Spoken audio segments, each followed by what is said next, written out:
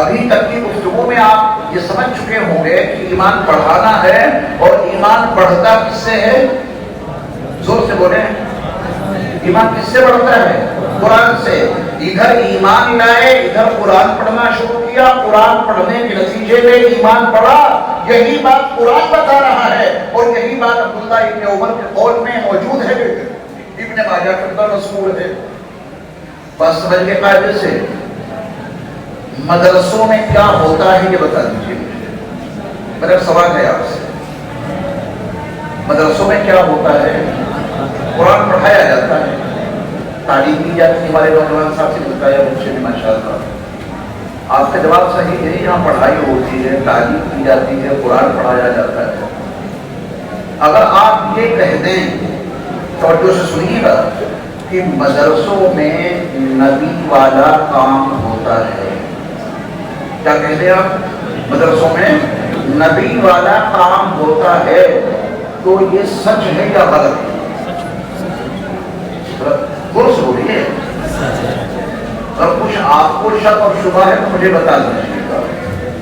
اگر آپ نے یہ کہا کہ مدرسوں میں نبی والا کام ہوتا ہے، تو یہ اتنا سچ ہے، اتنا سچ ہے کہ کائنات کی تمام طاقتیں مل کر بھی آپ کی اس بات کو غلط ثابت نہیں کر سکتی۔ یہ اتنی سچائی ہے اس کے اندر۔ کیوں؟ جب آپ قرآن پڑھیں گے تو اللہ رب العزت نے قرآن مجید میں نبی آخر الزمان حضرت محمد صلی اللہ علیہ وسلم کے جو 4 فرائض منصبی بتائے ہیں، 4 فرائض منصبی، ان میں سے ایک فرض منصبی یہ ہے کہ نبی ان کے سامنے قرآن کی آیتیں پڑھ پڑھ کر سناتے ہیں، یتلو علیہم آیاتہ۔ قرآن کی آیتیں پڑھ پڑھ کر سنانا یہ نبی والا کام ہے۔ یہ شک ہے اس میں، قرآن بتا رہا ہوں میں آپ کو، میں اپنی طرف سے نہیں بتا رہا، نبی کا کام تھا صلی اللہ علیہ وسلم کہ وہ قرآن کی آیتیں پڑھ پڑھ کر سنائیں۔ مدرسے میں طلباء کو پہلے استاد قرآن کی آیتیں پڑھ پڑھ کے سناتے ہیں، تبھی انہیں یاد ہوتا ہے، ان کو رٹایا جاتا ہے۔ نبی علیہ السلام نے بھی اپنے صحابہ کو قرآن پڑھ پڑھ کے سنایا ہے۔ تلاوت قرآن یہ نبی والا کام ہے، آپ یقین بنا لیجیے۔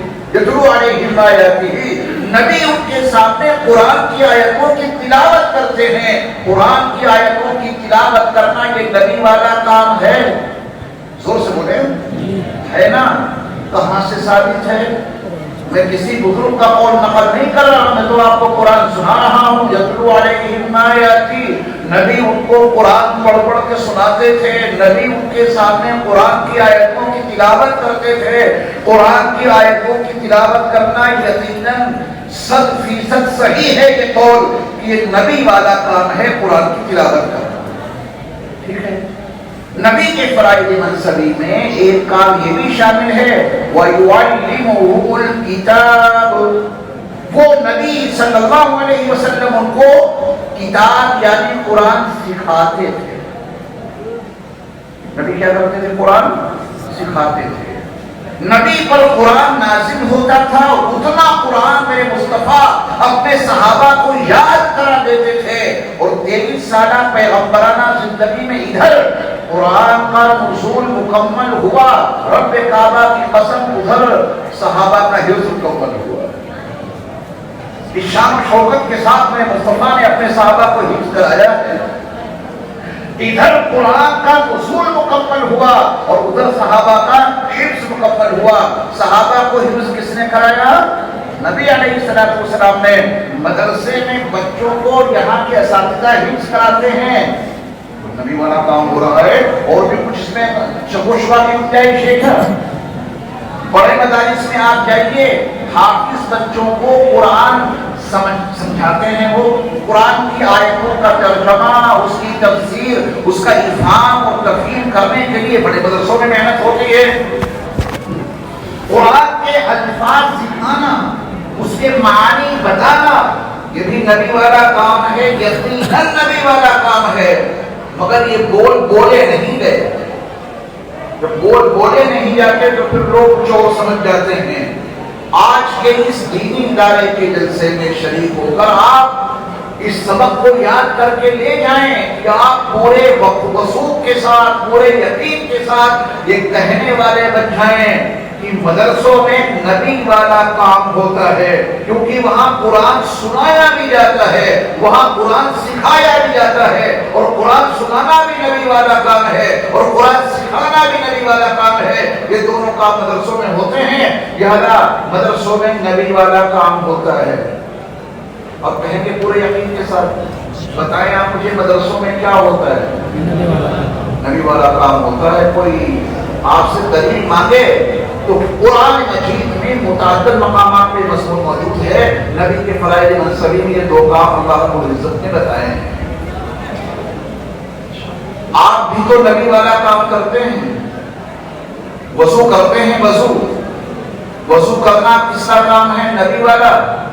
ماشاءاللہ، لباس پہنتے ہیں جس سے صدر ڈھکا رہے، یہ نبی والا کام ہے کہ نہیں ہے؟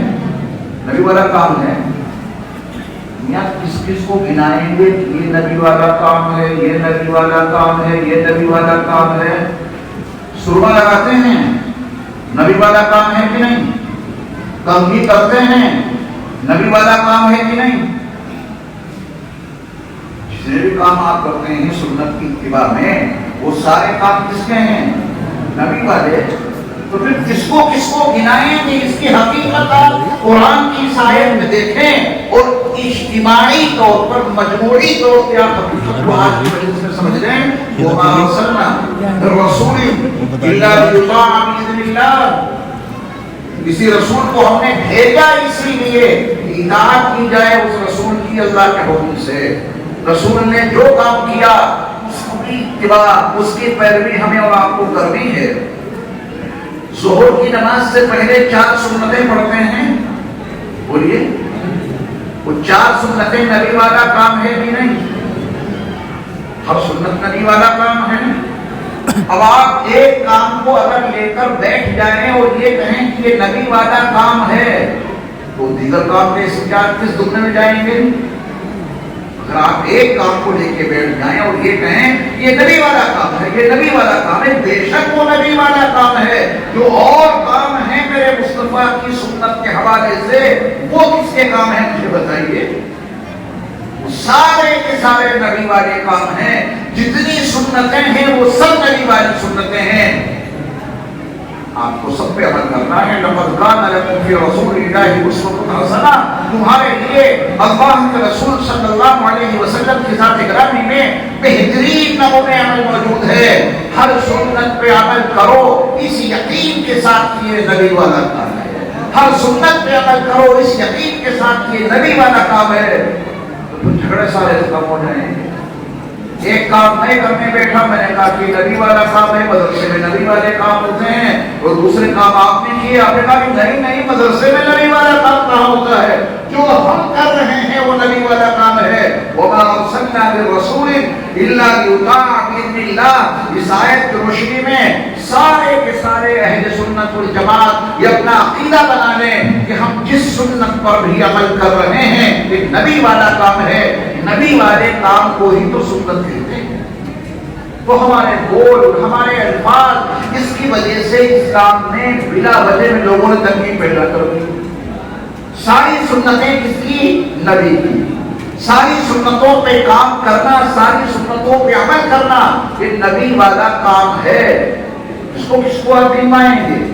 جیسے کہ میری مثال تھی کہ آپ کے ذہن میں نبی والے کام کے عنوان سے خاکہ ہے، اور میں نے کہا کہ مدرسوں میں کیا ہوتا ہے، تو آپ نے کہا کہ یہاں پڑھائی ہوتی ہے، یہاں تعلیم ہوتی ہے، یہاں آپ کی زبان سے کیوں نہیں نکلا کہ یہاں نبی والا کام ہوتا ہے؟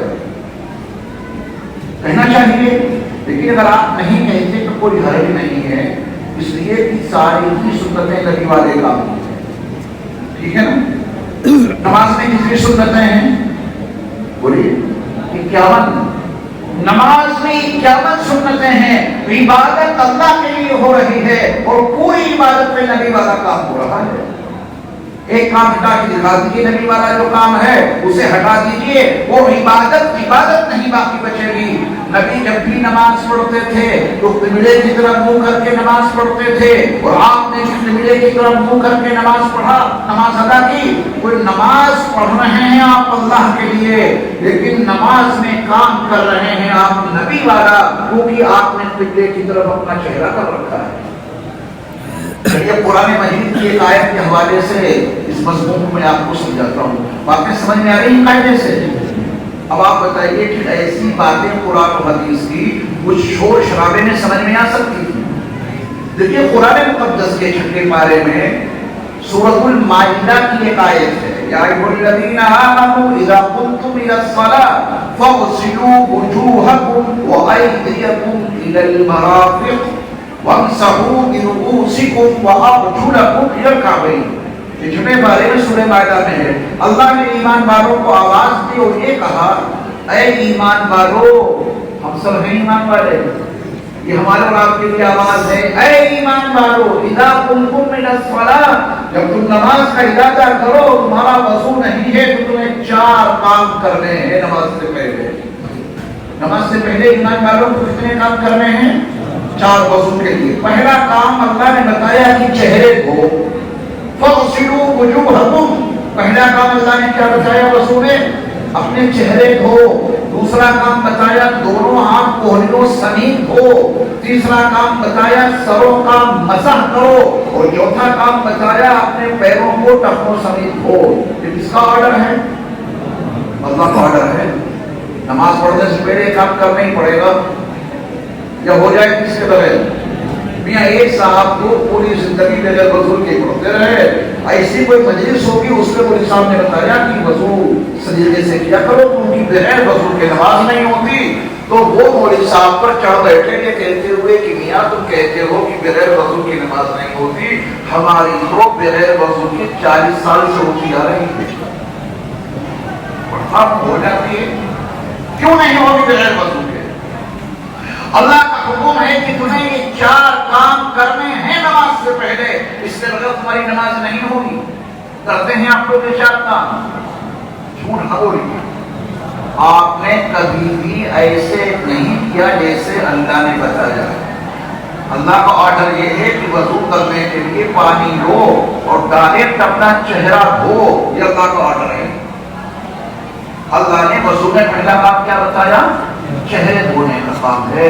تبھی آپ نے اللہ کی بات ایسے مانی ہو جیسے قرآن میں لکھی ہے، تو بتا دو آپ۔ ابھی عشاء کی نماز میں جو آپ نے وضو کیا نماز ادا کرنے کے لیے، تو پانی لے کے چہرہ دھونا شروع کر دیا تھا کیا؟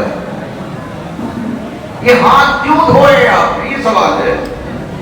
اللہ رب العزت نے تو آپ سے نہیں کہا کہ آپ ہاتھ دھوئیے، اللہ کا آرڈر ہے کہ چہرے دھو، اور آپ یقین جانیے کوئی آدمی پانی لے کے چہرہ دھوئے اس حکم کی بنیاد پر، تو ایسا وضو میں نے اپنی زندگی میں کبھی نہیں دیکھا، اور آپ نے بھی نہیں دیکھا۔ 1450 سال گزر گئے، تمام ایمان والے جب کبھی وضو کرنے بیٹھتے ہیں تو اللہ کا یہ آرڈر ایسے نہیں پورا کرتے جیسے قرآن میں لکھا ہے۔ قرآن میں لکھا ہے کہ پانی لو اور چہرہ دھونا شروع کر دو، لیکن تمام ایمان والے اللہ کا یہ حکم پورا کرنے سے پہلے 3 کام ضرور کرو۔ کتنے کام کرتے ہیں؟ 3۔ آپ پانی لے کے پہلے گھنٹوں تک اپنے دونوں ہاتھ گھنٹوں تک دھوتے ہیں، یہاں ہاتھ سے دھونا تھا تو یہاں تک دھو کے فارغ کرتے، ہاتھ دھوئے گھنٹوں تک، کوہنی تک نہیں۔ اچھا صاحب 3 مرتبہ آپ نے دونوں ہاتھ گھنٹوں تک دھوئے، قرآن میں لکھا ہے؟ کہیں نہیں لکھا ہے۔ قرآن میں لکھا ہے کہ چہرہ دھو اور آپ نے دونوں ہاتھ گھنٹوں تک دھوئے۔ دونوں ہاتھوں کو گھنٹوں تک دھونے کے بعد ابھی بھی آپ اللہ کا حکم پورا کرنے کے لیے تیار نہیں، آپ کلی میں لگتے ہیں، کلی کر رہے ہیں، مسواک کر رہے ہیں، پانی منہ میں ڈال رہے ہیں، 3 مرتبہ، 1 مرتبہ نہیں، 3 مرتبہ آپ کلی کر رہے ہیں۔ قرآن میں لکھا ہے کہیں کہ آپ اللہ کا حکم شروع کرنے سے پہلے کلی کرو؟ نہیں لکھا ہے۔ قرآن میں لکھا ہے کہ چہرے دھو، اور کلی کرنے کے بعد پھر بھی آپ اللہ کا آرڈر پورا کرنے کے لیے تیار نہیں، 3 مرتبہ ناک میں پانی چڑھا رہے ہیں۔ کہیں لکھا ہے قرآن میں کہ چہرہ دھونے سے پہلے ناک میں پانی چڑھاؤ 3 مرتبہ؟ قرآن میں کہیں نہیں لکھا۔ قرآن میں کبھی لکھا ہے کہ تمہیں وضو کرنا ہے اور وہ چہرہ چہرہ دھونے سے اس عمل کا آغاز کرنا ہے۔ اللہ کا حکم شروع کرنے سے پہلے آپ یہ 3 کام کیوں کرتے ہیں؟ کیا وجہ بنی کہ آپ نے دونوں ہاتھ کٹوں تک دھوئے 3 مرتبہ؟ کیا ریزن ہے اس کا کہ آپ چہرہ دھونے سے پہلے 3 مرتبہ کلی کرتے ہیں؟ کیا علت ہے اس کی کہ چہرہ دھونے سے پہلے آپ 3 مرتبہ ناک میں پانی چڑھاتے ہیں؟ وجہ اس کے سوا کچھ نہیں کہ یہ اللہ کا حکم ہے اور یہ 3 کام میرے مصطفیٰ کی سنتیں ہیں اور ہمیں اللہ کا حکم نبی کے طریقوں پر پورا کرنا ہے۔ بڑے کنجوس ہیں میاں، سبحان اللہ کہنے میں اتنی کنجوسی دکھا رہے ہو تو مدرسے میں تعاون کیا دو گے؟ وہاں تو نوٹ خرچ ہو گئے، جہاں تو خالی زبان سے کہنا ہے سبحان اللہ کہنے میں اتنی کنجوسی اگر آپ کریں گے تو مدرسے کا تعاون کیسے کریں گے آپ؟ زور سے بولو۔ یہ چہرہ دھونے سے پہلے 3 کام ہم اس لیے کرتے ہیں کہ ہمیں اس بات کا مکلف بنایا گیا ہے کہ اللہ کے حکموں کو نبی کے طریقے پر پورا کرو۔ اور وضو کرنے میں نبی کا طریقہ یہ نہیں تھا کہ پانی لے اور چہرہ دھونا شروع کر دیں۔ وضو کرنے میں نبی کا طریقہ یہ تھا کہ پہلے میرے مصطفیٰ دونوں ہاتھ کٹوں تک دھوتے تھے، پھر میرے مصطفیٰ 3 مرتبہ کلی اور مسواک کرتے تھے، جو 3 مرتبہ ہمارے نبی علیہ السلام ناک میں پانی چڑھاتے تھے، اس کے بعد اللہ کا حکم شروع کرتے تھے۔ ہمیں اللہ کا حکم نبی کے طریقے پر پورا کرنا ہے۔ تو جب آپ ہاتھ دھو رہے ہوں اور یہ کہیں کہ نبی والا کام ہے، بے شک نبی والا کام ہے، اگر آپ کلی کر رہے ہوں اور یہ کہیں کہ نبی والا کام ہے، بے شک یقیناً 100% نبی والا کام ہے۔ آپ ناک میں پانی چڑھا رہے ہوں اور یہ کہیں کہ یہ نبی والا کام ہے، بے شک نبی والا کام ہے۔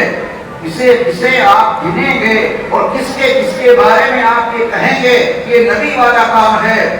اسلام نے آسان تعبیر دے دی کہ یہ کہو کہ ہم سنت پہ عمل کر رہے ہیں۔ کس پہ عمل کر رہے ہیں؟ آسان سی بات ہے، تبھی تو ہمارا پہلے سنت پر جماعت بنے۔ اہل قرآن نہیں ہے، جو اہل قرآن ہے وہ کہتے ہیں کہ ہمیں سنتوں سے کوئی لینا دینا نہیں، جو قرآن میں لکھا ہے وہی کریں گے، پانی لے کے وہ دھونا شروع کر دیتے ہیں کیونکہ قرآن میں تو یہ 3 سنتیں نہیں لکھی ہے۔ ہمارا کیا ہے؟ اہل سنت والجماعہ، ہم سنتوں پر بھی عمل کرتے ہیں اور صحابہ کے فیصلوں کو بھی ہم دل سے تسلیم کرتے ہیں۔ تو والجماعہ بھی ہیں، یعنی صحابہ کو ماننے والے ہیں، اجماع امت کو ماننے والے ہیں، اور اہل سنت تو نہیں، پہلے سنت اس کے بعد والجماعہ ہے۔ کیا ہر پانی سے وضو ہو جائے گا؟ توجہ سنیے، ہر پانی سے وضو ہو جائے گا؟ نہیں، تو اسی پانی سے وضو ہو سکتا ہے جس کے 3 اوصاف، 3 صفتیں صحیح ہوں۔ ہر پانی سے وضو نہیں ہوتا ہے۔ کس پانی سے وضو ہوگا؟ جس کے 3 صفتیں جس کی صحیح ہوں۔ پہلی صفت یہ ہے کہ اس کا رنگ صحیح ہو، تب اس سے وضو ہوگا۔ دوسری صفت یہ ہے کہ اس کا ذائقہ صحیح ہو، تب اس سے وضو ہوگا۔ اور تیسری صفت یہ ہے کہ اس کی بو صحیح ہو تو وضو ہوگا۔ کروڑوں درود و سلام ہو نبی آخر الزمان صلی اللہ علیہ وسلم پر۔ آپ نے اللہ کا حکم شروع کرنے سے پہلے یہ 3 سنتیں عطا کر دی اپنی امت کو۔ جب دونوں ہاتھ گٹوں تک دھو گے تو پانی کا رنگ معلوم ہو جائے گا، جب کلی کرو گے تو پانی کا ذائقہ معلوم ہو جائے گا، اور جب ناک میں پانی چڑھاؤ گے تو پانی کی بو معلوم ہو جائے گی۔ اب یہ پانی کے تینوں چیک اپ ہو چکے ہیں، اب اللہ کا حکم شروع کرو۔ سبحان اللہ، فاغسلوا وجوہکم۔ یہ ہے نبی کے طریقوں اور نبی کی سنت پہ عمل کرنے کی اہمیت۔ ان کے طریقے کے بغیر کچھ بھی نہیں کر سکتے ہم۔ لہذا کس کام کو آپ گنائیں گے کہ یہ نبی کا طریقہ، یہ نبی کا طریقہ؟ کبھی گناہ نہ کرنا اس حوالے سے کہ نبی کی بے شمار سنتوں میں سے آپ ایک سنت کو اپنائیں اور یہ کہیں کہ بس یہی ہے نبی کا طریقہ، اس کے سوا جو کچھ تم کر رہے ہو وہ نبی کا طریقہ ہے ہی نہیں۔ امت میں جھگڑے پیدا ہو گئے، امت میں انتشار پیدا ہوا، کہاں گنوائیں گے کہ یہ نبی کا طریقہ ہے، یہ نبی والا کام ہے۔ یہ تعبیر لائے کیوں؟ تعبیر کو اختیار کرو، تمہارا نام ہے، تمہارا نام ہے اہل السنہ آپ یہ کہو کہ ہم سنت پہ عمل کرتے ہیں. کیا کہو گے؟ ہم سنت پہ عمل کرتے ہیں. والجماعہ، اور آپ جماعت صحابہ کو بھی مانتے ہیں. دیکھیے جمعے میں موانع میں کتنی اذانیں ہوتی ہیں؟ جمعے کی نماز کے لیے کتنی اذانیں ہوتی ہیں؟ 50-55 پہ تو وقت ہو گیا. میں پوچھ رہا ہوں کتنی اذانیں ہوتی ہیں؟ کتنی مرتبہ اذانیں پڑھی جاتی ہیں جمعے کی نماز کے لیے؟ 2 مرتبہ پڑھتے ہیں. پہلی اذان اور اس کے بعد جب امام صاحب منبر پر بیٹھ جاتے ہیں تو خطبے سے پہلے اذان. موانع میں 2 ہی ہوتی ہیں، ایک 2 ہوتی ہیں. لیکن میں آپ کو بتاتا ہوں بالکل سچی بات، نبی علیہ السلام کی 10 سالہ مدنی زندگی میں جمعے کے لیے صرف ایک اذان ہوئی. جمعہ کب فرض ہوا؟ مکے میں نہیں. مکے سے آپ تشریف لا رہے تھے، قباء سے آپ چلے، پہلی نماز سے جمعہ مصطفیٰ علیہ السلام نے مدینہ منورہ اور قباء کے بیچ میں ادا کیا. آج بھی وہاں وہ مسجد بنی ہے، اس کا نام ہے مسجد الجمعہ. وہاں نبی نے پہلی جمعے کی نماز پڑھائی. اور اس کے بعد 10 سال تک آپ مدینہ منورہ میں جمعے کی نماز پڑھاتے رہے. اس 10 سالہ مدنی زندگی میں 10 لاکھ مربع میل میں اسلام پھیل گیا. 10 سالہ مدنی زندگی میں کتنے لاکھ مربع میل میں اسلام پھیلا؟ 10 لاکھ. یعنی 10 لاکھ مربع میل میں جو اسلام پھیلا، وہاں جہاں کہیں بھی جمعے کی نماز ہوتی تھی، سب کہیں مدینے میں جو مرکز اور 10 لاکھ مربع میل کے ایریا میں جمعے کی نماز جب پڑھی جاتی تھی تو صرف ایک اذان ہوتی، 2 نہیں.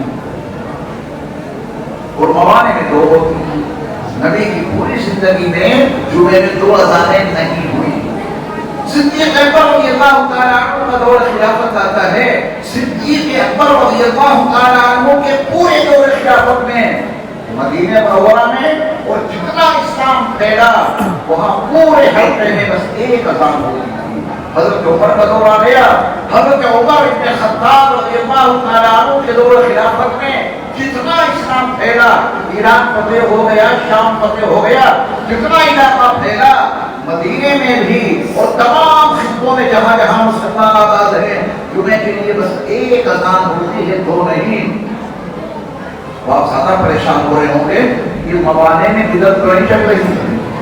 کوئی نبی کے زمانے میں ایک اذان، صدیق اکبر کے زمانے میں ایک اذان، عمر فاروق کے زمانے میں جمعے کے لیے ایک اذان. یہ موانع میں جو 2 ہو رہی ہیں یہ بدعت ہوگی. حضرت عثمان غنی کا جو ابتدائی دور ہے اس میں بھی ایک اذان، 2 نہیں. پھر حضرت عثمان غنی رضی اللہ تعالیٰ عنہ نے صحابہ کو جمع کیا اور کہا کہ اب مسلمانوں کی تعداد بہت زیادہ ہو گئی ہے، میں یہ چاہتا ہوں کہ ایک اذان پکاری جائے تاکہ بستی سے نکل کر، گھروں سے نکل کر لوگ مسجد میں آ جائیں. پھر وہ اذان پکاری جائے جو نبی کے زمانے میں ہوتی تھی خطبے سے پہلے، اس اذان کے ذریعہ مسجد میں موجود لوگ خطبے کو سننے کے لیے تیار ہو جائیں. یہ تجویز کس نے پیش کی؟ حضرت عثمان غنی نے. اور تمام صحابہ نے اس کی تائید کر دی. ٹھیک مشورہ ہے، ہم اس کی تائید کرتے ہیں. ایک اذان نبی کے زمانے کی اذان سے پہلے ہونی چاہیے. نبی کا دور بڑا پرانا دور تھا، خطبے سے پہلے ساری مسجد ہو جاتی تھی. اذان ہوئی، سب لوگ خطبہ سننے کے لیے تیار ہو گئے، اذان کے بعد خطبہ، اس کے بعد نماز. لیکن اب ضرورت پیش آ رہی ہے کہ ایک اذان پکاری جائے تاکہ بستی کے لوگ اپنے گھروں سے نکل کے مسجد میں آ جائیں. پھر ایک اذان پکاری جائے خطبے سے پہلے جو نبی کے زمانے سے ہوتی آ رہی ہے. صحابہ نے اس کی تصدیق کر دی.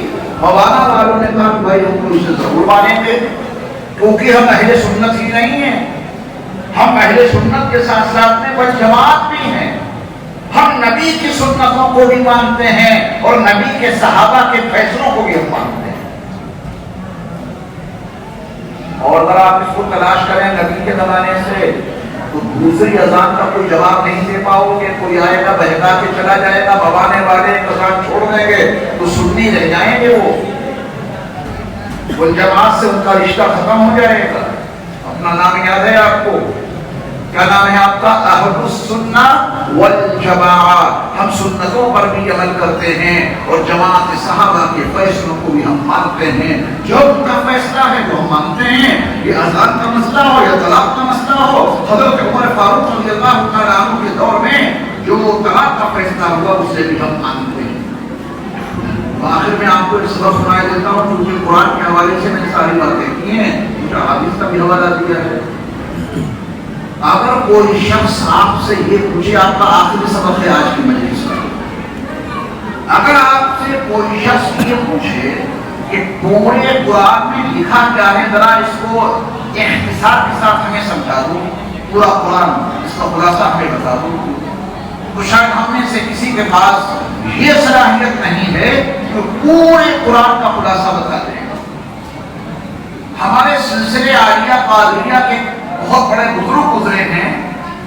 حضرت مولانا احمد علی صاحب لاہوری رحمۃ اللہ علیہ بہت آئے کے بزرگ، اور اللہ رب العزت نے قرآن کا فہم ان کو ایسا عطا کیا تھا کہ اس زمانے کے بڑے بڑے محدثین مفسرین حضرت کی خدمت میں آ کر کے قرآن کا درس کیا کرتے تھے. اتنے پائے مفسر تھے حضرت مولانا احمد علی صاحب لاہوری رحمۃ اللہ علیہ. حضرت لاہوری فرماتے ہیں کہ اگر میں اسٹیشن پہ جاؤں، پلیٹ فارم پہ کھڑے ہو کر اپنی ٹرین کا انتظار کرنے لگوں، سامان میرے ہاتھ میں ہو اور پھر وہ میری ٹرین آ جائے جس سے مجھے سفر کرنا ہے، اور میں اپنا سامان لے کر ٹرین پہ چڑھنے لگوں، اور ٹرین پہ چڑھتے چڑھتے مجھ سے کوئی پوچھے کہ پورے قرآن کا خلاصہ کیا ہے، تو ٹرین پہ چڑھتے چڑھتے میں پورے قرآن کا خلاصہ بتاؤں. مشکل مسئلہ ہے.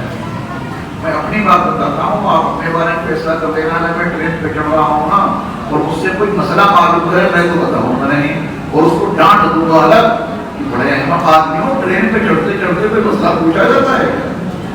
ہمارا مدرسہ ہے، وہاں آؤ بیٹھ کے سوال کرو پھر ہم جواب دیں گے. ڈانٹ دیتے ہیں لوگ. میں سلام کا جواب دینا بھی آدمی دوبارہ نہیں کرتا. اور حضرت لاہوری فرماتے ہیں کہ اگر میں اپنا سامان لے کر ٹرین پہ چڑھ رہا ہوں اور ٹرین پہ چڑھتے چڑھتے کوئی مجھ سے پورے قرآن کا خلاصہ معلوم کرے تو میں اس کو پورے قرآن کا خلاصہ بتا دوں گا. حضرت کے شاگردوں میں، متوسلین میں اور منتسبین میں بڑا تجسس پیدا ہوا.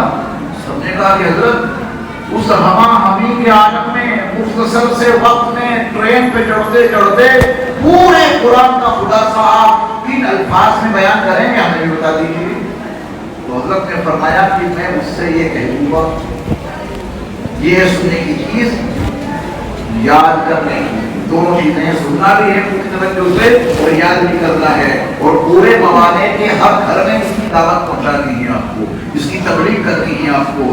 آج آپ پورے قرآن کا خلاصہ یاد کر کے اٹھیں گے اور یہ امانت آپ تک محدود نہیں رہنی چاہیے، یہ امانت پورے موانا اور پورے نواحی علاقے میں پہنچ جانی چاہیے. حضرت لاہوری نے فرمایا کہ میں اس سے یہ کہوں گا، اللہ کو عبادت سے، رسول کو اطاعت سے، مخلوق کو خدمت سے راضی کر لو. یہ ہے پورے قرآن کا خلاصہ. آگے پورا قرآن، اللہ کو عبادت سے، رسول کو اطاعت سے اور مخلوق کو خدمت سے راضی کرو. عبادت ایسی کرو کہ اللہ راضی ہو جائے، یہ قرآن کا مطالبہ ہے. اور رسول کی اطاعت ایسی کرو کہ وہ راضی ہو جائے. ان کو راضی کرنے کے لیے تو آپ تین کام کرتے ہیں منہ دھونے سے پہلے. توجہ دینا، منہ دھوئیں گے وضو میں تو اللہ راضی ہوگا، اور منہ دھونے سے پہلے تین کام کریں گے تو رسول اللہ راضی ہوگا. اللہ کی عبادت کرو تاکہ اللہ راضی ہو جائے، اور رسول اللہ کی سنتوں کی پیروی کرو تاکہ رسول اللہ راضی ہو جائیں. اللہ کو عبادت سے اور رسول کو اطاعت سے اور مخلوق کو ایسی خدمت کرو کہ تم سے اللہ کی مخلوق راضی ہو جائے. یہ زکات کا پابند مالداروں کو کیوں بنایا گیا؟ صدقات دینے کا پابند آپ کو کیوں بنایا گیا؟ امداد دینے کا آرڈر آپ کو کیوں دیا گیا؟ تاکہ اللہ کی جو کمزور، ضعیف، غریب مخلوق ہے اس کا بھی کچھ بھلا ہو جائے. مخلوق کی خدمت کرو کہ وہ راضی ہو جائے.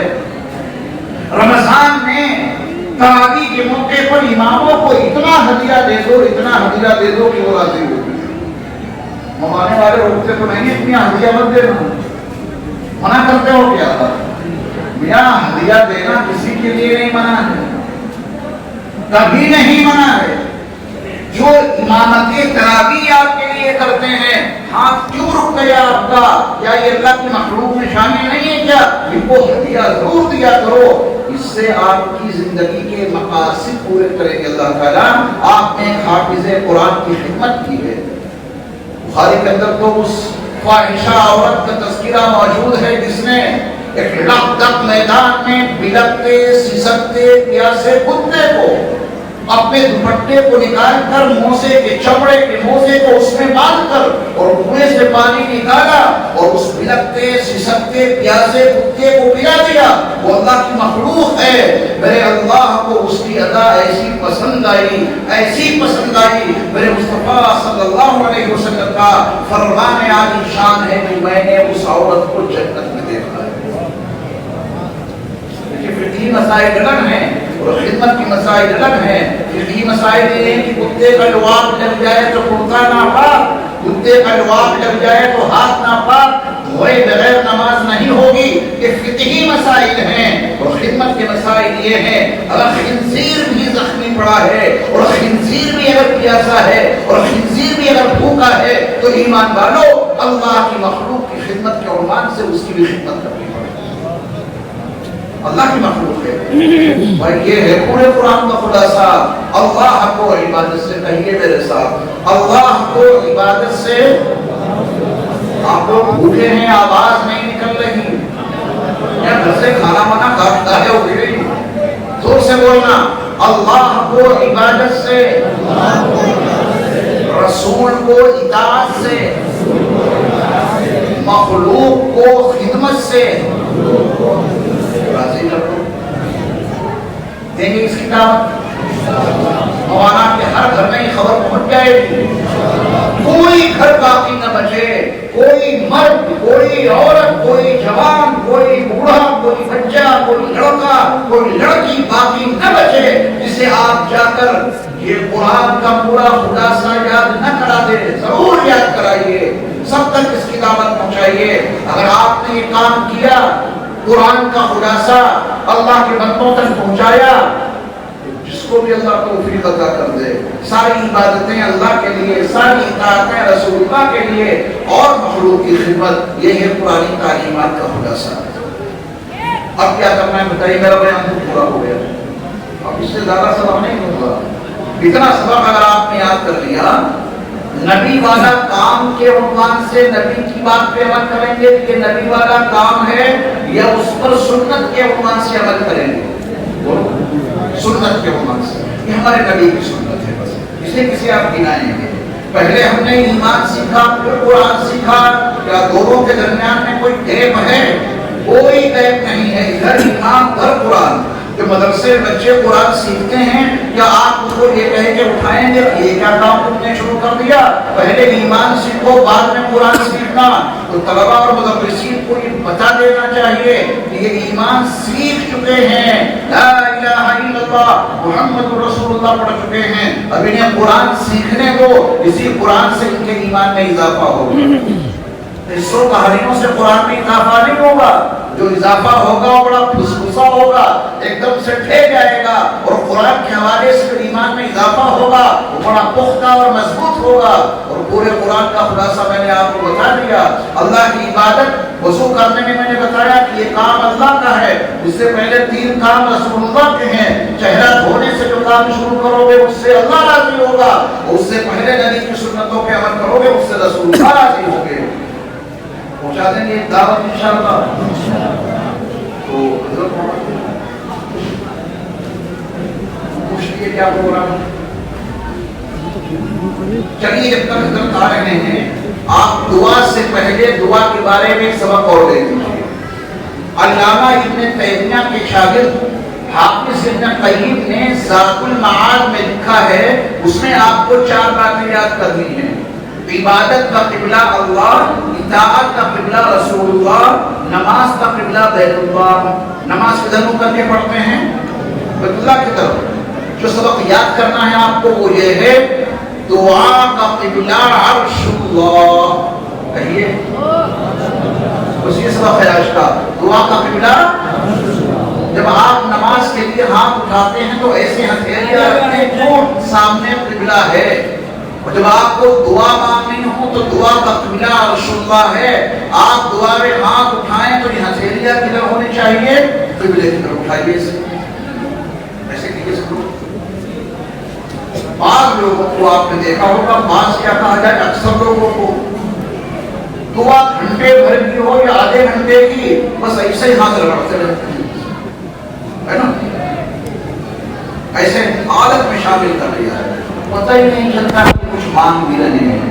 وہ جو ملتا نہیں تو روتے روتے گھومتے ہیں کہ ہم نے اتنی دعائیں مانگی، ہماری دعا قبول نہیں ہوئی. حضرت علی فرماتے ہیں رونا نہیں آتا تو رونے والوں جیسی شکل تو بنا لو. مانگ رہے ہو تو مانگنے والوں کی شکل تو بنا لو. گھر پہ فقیر آتا ہے، آپ کے سامنے ہاتھ پھیلائے رہتا ہے، دامن پھیلا دیتا ہے، کاسے گدائی سامنے کر دیتا ہے، اس میں کچھ ڈال دو. اور ہم اتنے بے ادب ہو گئے، آدھے گھنٹے کی دعا ہو، پون گھنٹے کی، اور اجتماعات میں 1.5 گھنٹے کی دعا ہو یا 2 گھنٹے کی، پوری دعا میں اسے ہاتھ رکھتے رہتے ہیں. اللہ معاف فرمائے. بعض مرتبہ تو ہاتھوں کی شکل یہ بن جاتی ہے، معلوم ہوتا ہے کہ چلم پینے کی تیاری کر رہے ہیں، ہے نا؟ ایسے ہاتھ بن جاتے ہیں. کچھ چلم پینے کی تیاری کر رہے ہیں یا اللہ سے کچھ مانگ رہے ہیں. علامہ ابن تیمیہ کے شاگرد رشید حافظ ابن قیم نے زاد المعاد کے 4 سورے بتائے ہیں. عبادت کا قبلہ اللہ، عبادت کی جائے گی تو صرف اللہ کی. اطاعت کا قبلہ رسول اللہ، اور نماز کا قبلہ بیت اللہ، اور دعا کا قبلہ رسول اللہ. جب بھی دعا مانگے ہتھیلیاں کدھر رہیں؟ عرش الہی کی طرف رہیں، اوپر رہیں ہماری ہتھیلیاں. تو پھر پتہ چلے گا کہ ہم کچھ مانگ رہے ہیں. تو شکل بنے گے تو اللہ دے ہی دے.